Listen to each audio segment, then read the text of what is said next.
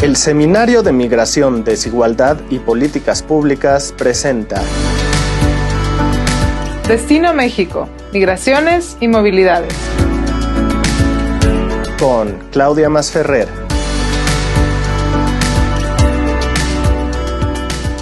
Bienvenidos, bienvenidas a Destino México, Migraciones y Movilidades, este espacio de reflexión desde el Colegio de México para hablar sobre México como país de destino. Y hoy estoy muy contenta de poder platicar con Luis Jaime Sobrino, profesor del Centro de Estudios Demográficos, Urbanos y Ambientales. Hoy vamos a hablar de migración interna en México. Y creo que es una muy buena excusa para hablar de los migrantes que muchas veces no consideramos migrantes, porque tradicionalmente en los estudios migratorios ha existido una división entre migración interna, migración internacional, y muchas veces cuando nos preocupa o cuando pensamos en la llegada de extranjeros o de los otros, pues evidentemente los migrantes mexicanos que se mueven de un estado a otro, de un municipio a otro, pues no tienen restricciones para hacerlo, ¿no? Pero pensamos, ¿no? Y un poco la reflexión de Luis Jaime es que, bueno, las ciudades se han transformado, México se ha transformado por la migración interna, no por la migración internacional, ¿no? Digamos, uno piensa en los volúmenes, pues es justamente la migración interna lo que ha distribuido la población. Y digamos, en ese sentido, Luis Jaime, quiero que nos concentremos en esta idea de que México es país de destino de migrantes internos, no solamente de extranjeros. Así que bienvenido, Luis Jaime. ¿Cómo ha sido esta transformación en la migración interna? La migración interna vamos a entender que es el cambio de personas que las personas que cambian su lugar de residencia, es decir, puede ser su municipio de residencia, su ciudad de residencia, su entidad federativa de residencia, pero que ocurre al interior de del mismo país. Esta migración interna tiene importante repercusión en la redistribución de la población. De hecho, en los países que tienen un acelerado proceso de urbanización, es decir, que cada vez hay una mayor proporción de población que se concentra en ciudades respecto a la población total, muy buena parte de esa acelerada urbanización es debido a cambios a movimientos territoriales de la población, principalmente desde comunidades rurales hacia pequeñas, medianas y grandes ciudades. En el caso de México, desde el México antiguo, México es un país de migración interna, ¿sí? Desde que teníamos las culturas prehispánicas como la olmeca, como la maya, como la teotihuacana o la azteca, todas estas culturas que en algún momento fueron dominantes en el territorio en el territorio mexicano y más allá Centroamérica, un poco hacia América del Norte, estos imperios también generaban movimientos de población. En ese entonces, bueno, pues un volumen muy escaso debido a la a la imposibilidad de tener modos de transporte que permitieran un flujo más acelerado.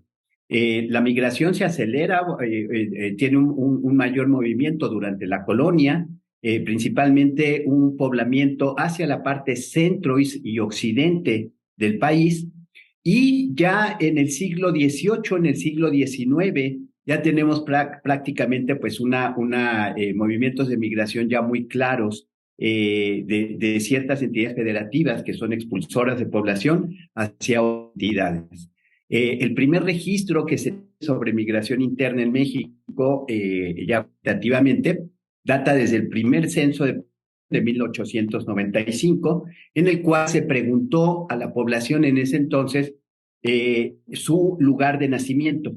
Y entonces ahí sí se podía identificar la migración que se puede llamar la migración absoluta o la migración de toda la vida, es decir, aquellas personas que en el momento que fueron censadas, que fueron preguntadas para el censo de población, declararon vivir en una entidad federativa distinta a la de su nacimiento.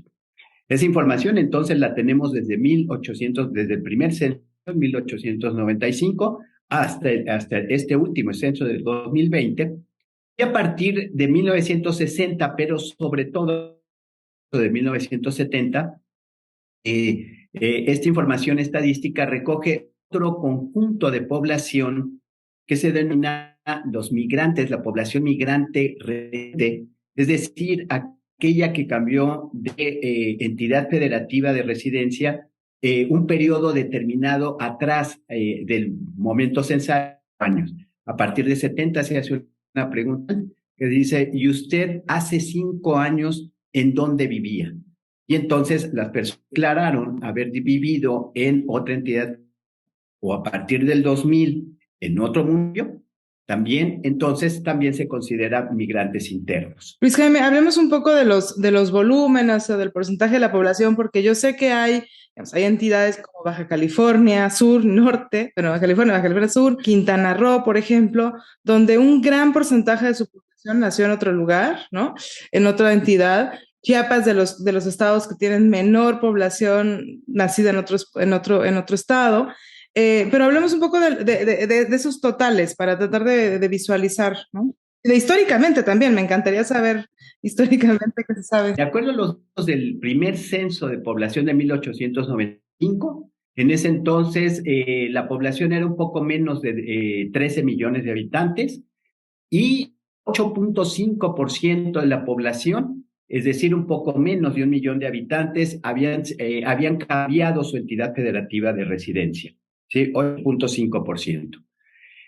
De acuerdo a los datos del Censo de Población 2020, ¿sí? De una población total de 130 millones de habitantes, un poco más de 30 millones de personas habían cambiado su entidad federativa de residencia. Estamos hablando de un porcentaje de 17%, es decir, casi 1 de cada 5 personas en México han cambiado su entidad federativa de residencia en algún momento de su vida. Entonces, ese porcentaje o ese volumen y ese porcentaje es muy alto o es muy bajo. Bueno, de acuerdo a los estudios que se tienen, una de las limitaciones que se tienen en el contexto internacional para hacer comparaciones es precisamente la falta de información, una información que pueda ser comparable. También hay que tomar en cuenta que la división territorial de los países es un tanto distinta. Es decir, México hay 2 entidades federativas y 470 municipios, pero hay otros países que sus divisiones político-administrativas son o muy extensas o muy reducidas. Es un poco difícil hacer la comparación internacional, pero de acuerdo a los datos de tanto de CELADE como de un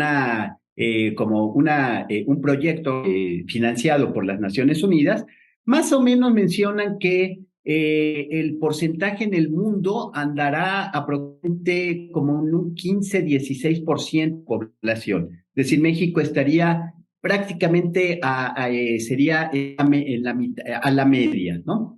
Hay países que son mucho más activos en el movimiento de la población, como puede ser, por ejemplo, Estados Unidos, como puede ser Canadá, quizá Australia. Hay otros países cuyo movimiento es muy pequeño, ¿sí? Es decir, por ejemplo, la India es un país con un movimiento de población interna muy, muy bajo. Solo el 4% de sus 1.300 millones de habitantes se han movido, y esto se explica en gran medida por las diferencias del lenguaje que existen en ese país, ¿sí? Es decir, casi migración interna en el país significaría una migración internacional porque, bueno, pues es otro lenguaje, incluso son otras culturas, otras costumbres, otras condiciones socioeconómicas bastante diversas. Luis Jaime, paremos un segundo. Me encanta ubicar esos 30 millones de mexicanos que nacieron en otra entidad federativa, ¿no? De los 130 que somos. Porque cuando uno piensa incluso en el volumen de los migrantes internacionales, sabemos que es poco más de 1 millón, ¿no? Es menos del 1%.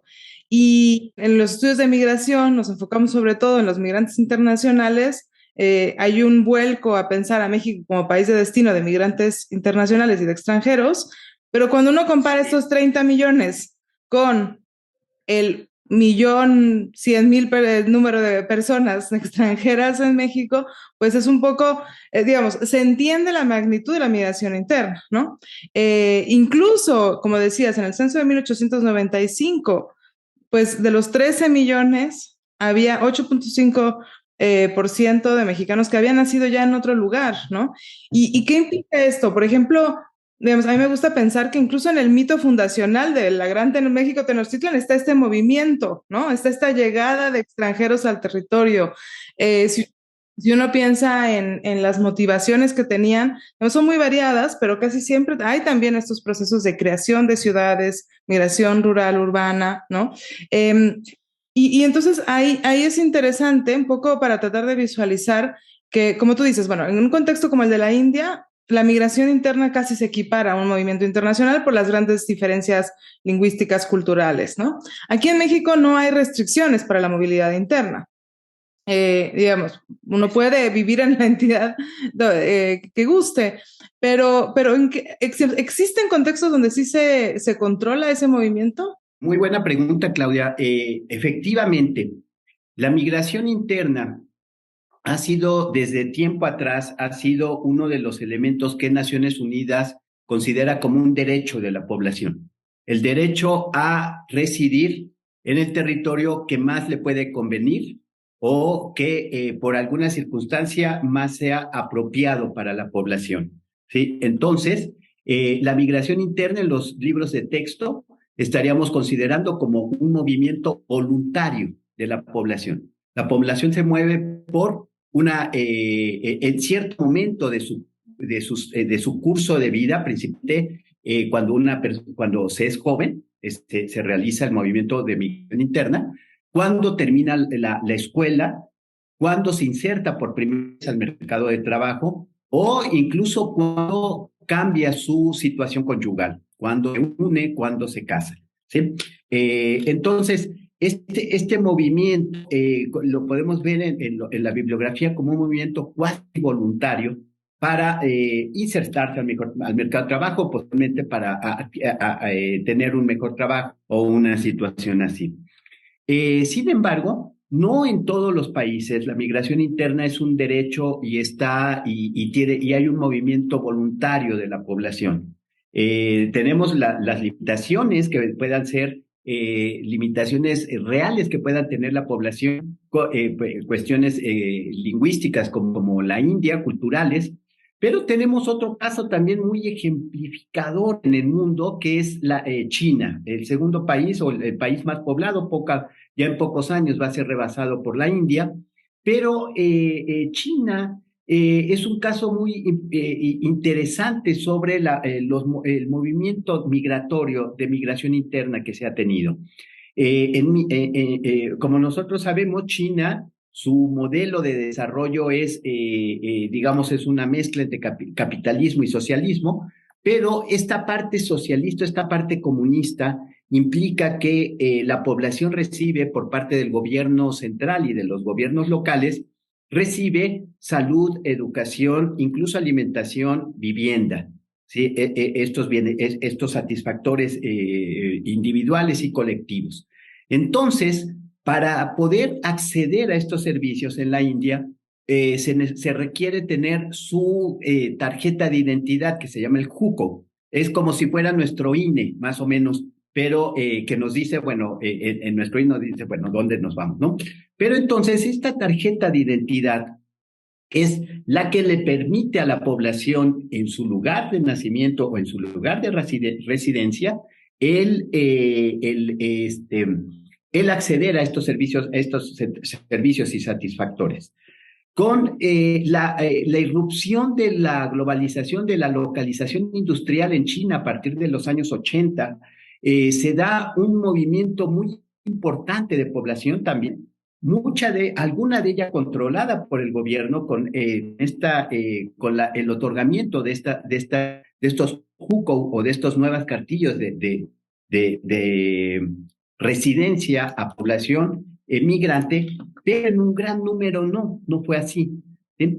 De hecho, poco a poco China ha reconocido que la migración interna se les ha convertido en un verdadero problema, un verdadero asunto de desarrollo nacional, porque aproximadamente más o menos como unos 250 millones.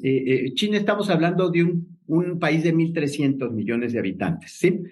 Su grado de urbanización que reconocen las Naciones Unidas es el 50%, es decir, la mitad de su población, estaríamos hablando 650 millones de personas estarían en ciudades, otras 650 millones estarían en el campo. Sin embargo, el gobierno chino reconoce solamente un grado de urbanización del 30%, ¿sí? Es decir, 250 millones de personas que viven en ciudades en China no tienen y por lo tanto no tienen este acceso, entonces son migrantes ilegales, migrantes internos ilegales dentro de su país, ¿sí? Eso en los últimos 10 años se ha tratado se ha tratado bueno, ver la manera en la que desde el 18avo, ahora acaba de concluir la 20ª reunión del Partido Comunista Chino, pero desde la 18ava, hace 10 años, se empezó a hablar ya de manera muy, muy importante en ese país sobre, bueno, qué hacer para legalizar, vamos a llamar, este movimiento migratorio. Es muy interesante porque, digamos, contrasta claramente, ¿no? En el caso mexicano, donde de hecho la migración interna es un derecho, ¿no? Y en otros donde hay restricciones tan claras. Y además, como tú dices, pensando en volumen de población, pero pensando en distancias también, en cómo se han creado las ciudades, pues estamos hablando de un movimiento muy grande. Regresemos a México, Luis Jaime, para ver un poco esta idea de quiénes son los que atraen a migrantes internos, qué entidades, qué ciudades, cómo ha cambiado esto en el tiempo. El caso específico de la Ciudad de México, por ejemplo, que se formó gracias a la migración interna, era un proceso de urbanización, ¿no? Pero que poco a poco ha ido también expulsando personas hacia el Estado de México, la creación de grandes zonas metropolitanas como resultado de estos movimientos, ¿no? Pero un poco cómo estamos, digamos, ahora en el 2022. Tuve un error previo. No, el número de migrantes absolutos interestatales en 2020 son 18 millones de personas, ¿sí? Y eso hace una proporción de migrantes más o menos de alrededor del 15%, ¿sí? Bueno, esa proporción de migrantes absolutos era 6% en el año de 1900, ¿sí? Bueno, una de las características que tiene la migración interna, como había dicho hace unos momentos, es que esta es la responsable directa de la redistribución de la población en el territorio, ¿sí? Es decir, hay territorios que van teniendo cada vez una mayor participación demográfica respecto al total nacional, y hay otros territorios que van perdiendo también importancia respecto a esto, ¿no? El cambio, digamos, de ser atractor a ser expulsor de población o viceversa, no es tan rápido, ¿sí? Es decir, tenemos zonas desde la colonia o un poco después que han sido expulsoras netas de población, como por ejemplo serían los estados de Zacatecas, de San Luis Potosí, de Oaxaca, que esas entidades, desde que se tiene registro censal, ha habido una mayor salida de población que llegada de población. Mientras que hay otras entidades federativas como Nuevo León, como Quintana Roo, como Baja California, que desde principios del siglo han sido atractoras de población, es decir, llega más población de la que sale, ¿sí? Entonces, digamos, durante el periodo 40-80, que es cuando tenemos el gran crecimiento demográfico en México, derivado de la caída de la mortalidad, derivado del proceso de industrialización acelerado que se tiene, y por lo tanto tenemos un importante crecimiento demográfico también y una concentración importante de la población hacia ciudades. En ese entonces, los movimientos migratorios tuvieron como destino principal la zona de influencia de la Ciudad de México, es decir, Ciudad de México, Estado de México, algunos de los estados cercanos a Ciudad de México, y también algunas entidades de la frontera norte, Sí, entonces y bueno, si lo vemos a una menor escala geográfica, si nos vamos a escala ciudad, las principales ciudades de destino que tuvimos en el periodo de sustitución de importaciones son, bueno, fundamentalmente Ciudad de México, en segunda medida Guadalajara, Monterrey y algunas y ciudades de la frontera norte, sí, como Ciudad Juárez o como Tijuana. ¿Sí? Y algunos otros polos industriales que tuvo el país, como en este caso Saltillo, sí, un poco Mérida también se tiene. A partir de los 80, bueno, esta migración que tenemos en el periodo 40-80 es fundamentalmente una migración que va del campo a las ciudades. Es una migración rural urbana. ¿Sí? Bueno, a partir de los años 80, México tuvo importantes transformaciones desde el punto de vista demográfico, económico y con repercusiones en el territorio, importantes repercusiones en el territorio. En lo demográfico, se avanzó en la última etapa de la transición demográfica, que eso implica un menor crecimiento poblacional. En lo económico, bueno, una serie de crisis económicas y la inserción de México a la etapa de la globalización, una inserción relativamente exitosa al hablar del porcentaje de la dinámica de las exportaciones. Y la migración también se acompañó a estas grandes transformaciones. Desde los años 80, la migración en México ya no es principalmente rural urbana, sino ahora es predominantemente una migración que tiene el origen en una ciudad y el destino es una ciudad, ¿sí? Entonces es una migración urbana. De hecho, ahora, por ejemplo, 2 de cada 3 movimientos migratorios son de esta característica, y solo una tercera parte sería, de hecho, la migración rural-urbana es menos del 20% ahora, menos 1 de cada 5 personas. ¿Sí? A partir de los años de 1980, la migración interna en México, los movimientos de migración interna en México tienen un cambio muy relevante desde el punto de vista cuantitativo y cualitativo. Desde el punto de vista cualitativo, hay una transformación de ser predominantemente rural-urbana a urbana-urbana. Y desde el punto de vista cuantitativo, también lo que ha ocurrido desde los años 80 es una disminución en el volumen en la intensidad, más que en el volumen, en la intensidad de la migración, ¿sí?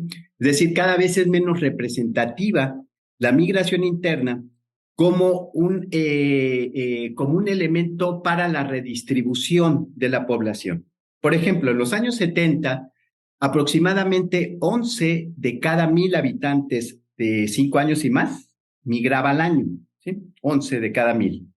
Ese valor para el año 2020 disminuyó a 5 de cada 1,000 personas al año, ¿sí? Entonces tenemos una disminución en la intensidad migratoria de manera muy significativa. ¿Por qué ha habido esa disminución en la migración? Bueno, básicamente es una situación del origen, una situación principalmente del origen de los migrantes, ¿sí? Como habíamos dicho, anteriormente la migración era principalmente rural-urbana y había una alta propensión de la población rural a migrar a las ciudades, ¿sí? Ahora, como es una migración principalmente urbana, esa propensión de salir de una ciudad, ¿sí? Ya no es la misma que salir desde el campo, ¿sí? Y sobre todo, una vez que la población llega a una gran ciudad, a una ciudad, por ejemplo, de más de 1 millón de habitantes, ya el salir de esa ciudad, ya prácticamente ya la propensión a salir de esa ciudad ya es muy baja, ¿sí? Entonces, eso hace que tengamos una escasez, vamos a llamarle así, absoluta de población migrante rural y una escasez relativa de población migrante urbana. Y entonces por eso tenemos esa disminución. Y otra transformación también muy relevante es sobre Ciudad de México. Ciudad de México siempre ha sido el territorio que recibe un mayor flujo de población, ¿sí? de población migrante, que esta viene fundamentalmente de entidades federativas del centro del país y del sur y sureste del país, ¿sí? Bueno, pero desde los años 80, también Ciudad de México se transformó en ser la principal núcleo expulsor de población. Ahora Ciudad de México, desde los 80, Ciudad de México sale más población de la que llega, ¿sí? Y eso alimentó este flujo urbano. Desde los años 80, Ciudad de México es expulsora neta de población y de acuerdo a los datos censales, cada periodo ha tenido un mayor saldo negativo o saldo migratorio de migración interna. Hablemos un poquito, Luis Jaime, de quiénes son los que migran. Ya decías un poco, ¿no? Bueno, son personas jóvenes, hay incentivos laborales, pero también muchos migran por cuestiones de estudio, por cambios familiares, ¿no? Pero me gustaría relacionar quiénes son los migrantes internos, quiénes son los que migran, con esta idea de si hay o no, digamos, tensiones que se crean por la llegada de estas personas o las implicaciones que tiene, por ejemplo, en la vivienda, en los asentamientos, incluso la demanda de servicios, ¿no? Un poco entendiendo las implicaciones de que estas personas estén llegando o estén saliendo también de ciertos lugares. Esto también es muy importante conocer quiénes son las personas, porque bueno, los migrantes, por supuesto, la población migrante no es solo un volumen de población, es un volumen de población que tiene atributos sociodemográficos muy específicos y que esos atributos tienen repercusiones en los lugares de origen y en los lugares de destino, ¿sí? Digamos, así como en la migración interna, uno de los elementos fundamentales o que valoran estos flujos de migración son las remesas, ¿sí? En el caso de la migración interna, desafortunadamente no se tiene información al respecto, pero bueno, efectivamente hay una situación muy parecida, ¿sí? Es decir, las transferencias monetarias que se dan, ¿sí? Bueno, aunque estas, en el caso de la migración interna, serían un poco menos y ahorita vamos a ver por qué, en términos de volumen, en términos de importancia y vamos a ver por qué. Muy bien, entonces, ¿quiénes son los que migran? ¿Quiénes son las personas que cambian su lugar de residencia al interior de la ciudad? Bueno, son personas fundamentalmente entre los 15 y los 29 años, es cuando se concentra el gran porcentaje de población. En algún momento era ligeramente mayoritario el flujo de mujeres en México. En los últimos años ya el flujo ya es muy parecido entre hombres y mujeres. Y una característica que ha tenido la migración interna en los últimos años en México con este cambio hacia la migración urbana es de que mientras más nivel educativo tiene la población, hay una mayor propensión a migrar por parte de esta población. Por ejemplo, la población que tiene, por ejemplo, las mujeres con estudios de primaria, su propensión a migrar en el año para 2020 fue de 6 personas por cada 1,000 habitantes al año, ¿sí? Pero esa propensión sube a 10 personas por cada 1,000 habitantes al año, por cada 1,000 mujeres al año, en aquellas que tienen educación superior terminada, ¿sí? Entonces, lo que estamos viendo es una migración interna vamos a llamarle así, capital humano, ¿sí? Es decir, la población ha tenido una mayor acceso al nivel educativo. Eso ha retrasado un poco la edad mediana del movimiento migratorio, y eso hace que la población que migre tenga también un mayor nivel educativo. ¿Qué repercusión tiene este mayor nivel educativo en su lugar de destino? Tiene una situación, bueno, una de las repercusiones es de que al momento de insertarse al mercado de trabajo, la remuneración promedio que obtiene la población migrante prácticamente en todas las ciudades, o en la gran mayoría de las ciudades, llega a ser mayor que el de la población residente, ¿sí? Es decir, es una población entonces que tiene un mayor nivel educativo y una mejor condición en el mercado de trabajo. Eso estamos hablando, bueno, en términos generales, por supuesto, tenemos grandes desigualdades en términos de nivel socioeconómico, de nivel educativo, de la migración, pero cada vez estamos tendiendo hacia esta situación. Ahí, Luis Jaime, me gustaría un poco regresar a esta idea de las implicaciones y si hay o no tensiones, porque vamos, em, uno puede entender que las personas migran para tener una mejor calidad de vida, para obtener un mejor empleo, para tener una mejor remuneración, y de hecho eso es lo que ocurre, ¿no? La migración selectiva, como tú nos dices, no todos son igualmente probables de emigrar, pero además también hay cambios en las características de estos migrantes. Hace poco, no voy a decir nombres, un colega del Colegio de México y yo estábamos discutiendo, porque decía que debíamos controlar la emigración de la Ciudad de México a lugares, por ejemplo, como Querétaro o la ciudad de Guadalajara, en el sentido de que él consideraba, ¿no?, como un fallo en el mercado laboral de la Ciudad de México, el hecho de que otros tuvieran, y con estas palabras, ¿no?, tuvieran que emigrar a Querétaro, o tuvieran que emigrar a Guadalajara, tuvieran que emigrar a Monterrey en búsqueda de un mejor empleo. Y a mí me preocupa esta idea, ¿no? Porque en realidad, como tú dices, es un derecho. No necesariamente es un fallo del mercado laboral de Oaxaca o de San Luis Potosí o de Zacatecas tener estas altas tasas de emigración, ¿no? Pero cómo conciliamos, por un lado, este derecho a la migración interna, este derecho a buscar una mejor calidad de vida, un mejor empleo, una mejor universidad, ¿no? Digamos, ¿cómo podemos conciliar eso con esta idea de las implicaciones que tienen para los lugares de origen, el que salga digamos, personas con altos niveles educativos, pero también el hecho de que en los destinos alguien, digamos, puede decir, bueno, me están quitando los empleos que están llegando a esos estados, ¿no? Digamos, ¿existen esas tensiones o no? Mira, Claudia, eso también ha sido, bueno, tú lo conoces muy bien, eso se ha tratado de estudiar mucho en la migración internacional, sobre todo, bueno, digamos, estos mitos que se tienen sobre los migrantes internacionales mexicanos que vienen a quitar los empleos a los norteamericanos, que vienen a ser de acuerdo al modelo clásico del mercado de trabajo que hace que el ingreso promedio de la población disminuya, el salario real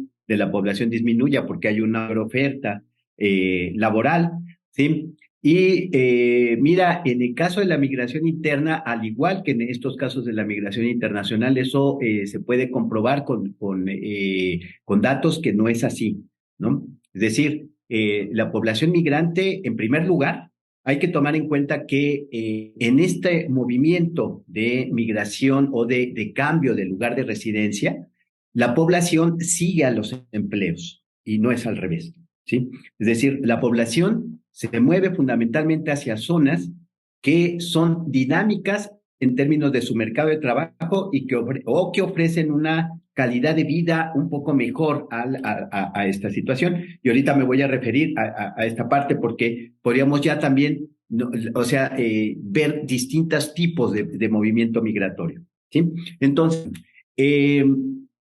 ¿cuáles han sido, en general, no hemos encontrado, es decir, cuáles han sido las ciudades más dinámicas en términos de las principales ciudades de destino en los últimos años? Bueno, han sido Guadalajara, principalmente Monterrey, Tijuana, Ciudad Juárez y las ciudades turísticas, ¿no?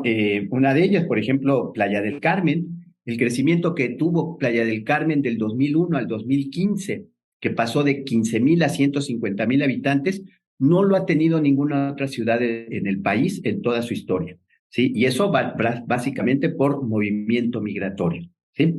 Entonces, una vez que llega esta población a la ciudad, ¿en dónde vive? Que también es un aspecto importante, ¿no?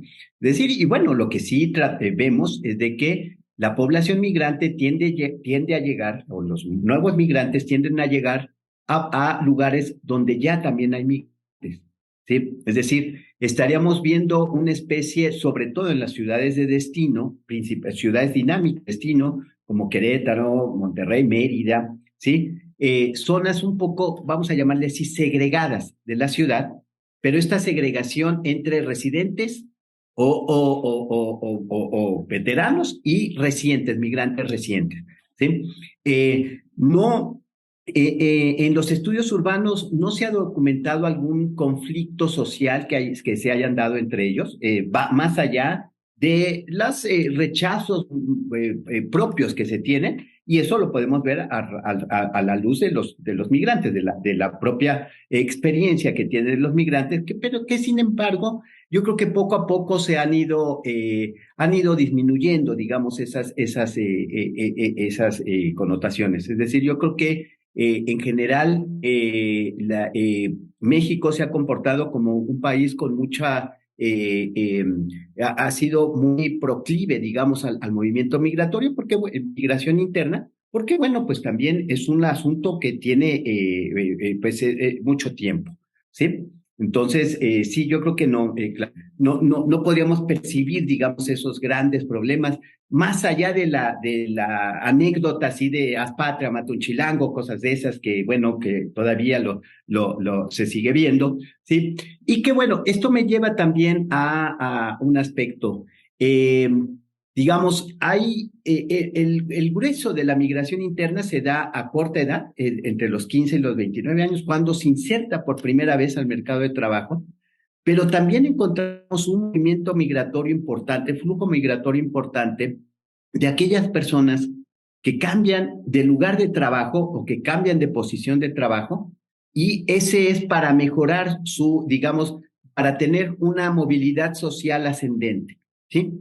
Y este movimiento migratorio es principalmente de familias, ¿sí? Es decir, familias que se mueven entre ciudades más o menos del mismo tamaño. Es decir, por ejemplo, personas que dejan Morelia y que se van a Saltillo, o que dejan Mérida y que se van por ejemplo, a Monterrey o cosas así, más o menos, ¿no? Es decir, ese ya no es por la primera inserción al mercado de trabajo, sino ya con una experiencia previa que se tiene en el mercado de trabajo, ya se mueve a una ciudad más o menos del mismo tamaño de población, pero un movimiento migratorio todavía de mayor distancia, ¿sí? Que el primero, porque el primero sí es de un poco menor distancia, y que es esta búsqueda de mejoras en la condición de vida.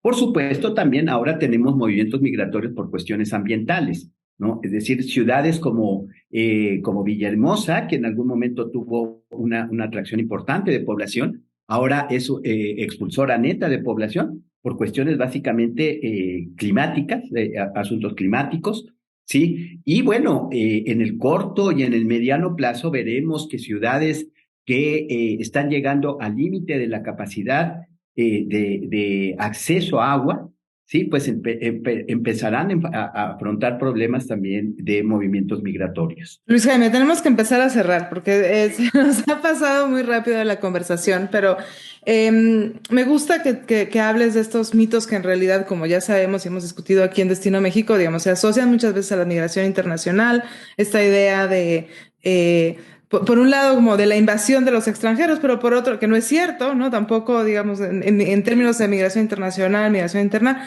pues los volúmenes son mayores de migración interna que internacional.